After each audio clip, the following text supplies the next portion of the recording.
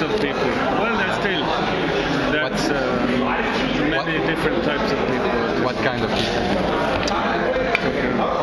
Well, of Egyptians, all kinds really. I mean, partly the intellectual left-wing, whatever, but also very normal working people who just likes this kind of atmosphere. So it's not particular. Yeah. And then many foreigners, and the last couple of years it's become extremely popular with a young foreign crowd. So it's kind of, I never come here anymore on Thursday and Friday night has become too much. Yeah. A few years ago there was around the time of the Hajj, of the pilgrimage to Mecca, when Muslims were taking buses to go to the seat in Nuweiba to take the boat over to Saudi Arabia. And then at a time they were collecting for the buses were stopping here on the square. So there were lots of people going on the pilgrimage, waiting for the buses, and then they would come in here to have tea, to have coffee, to use the toilets, women and men. I didn't see anybody of them drink alcohol, but they were perfectly calm sitting in this atmosphere with beer. There was no feeling of that there was anything wrong with them. Okay. And that was a very nice moment, like to feel that strongly believing Muslims going on the pilgrimage are part of Hurriya, like and accepting people. Exactly, and accepting and being accepted. So that was a very nice moment.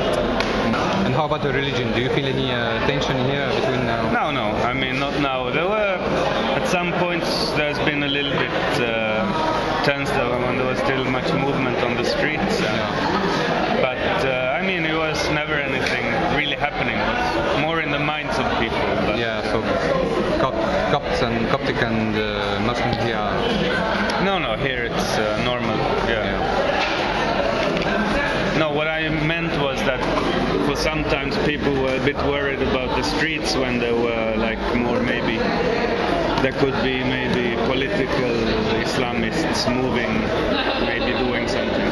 But it was not, I mean, it was more the fear that could, but it never happened. There was nothing like that. No, about relations here, there's no difference. Yeah. At least here, there's wahda watani. People mostly worry about is a more conservative government or conservative control. That would close off the place. Maybe, but I mean, even people who are worried about that, I think most people don't think it cannot get that bad, at least not quickly. And so, I mean, I think even people, and this is my opinion too, that, I mean, parliamentary election, even with a big chunk of Islamist vote, won't really become that radical, at least not in the first period. So.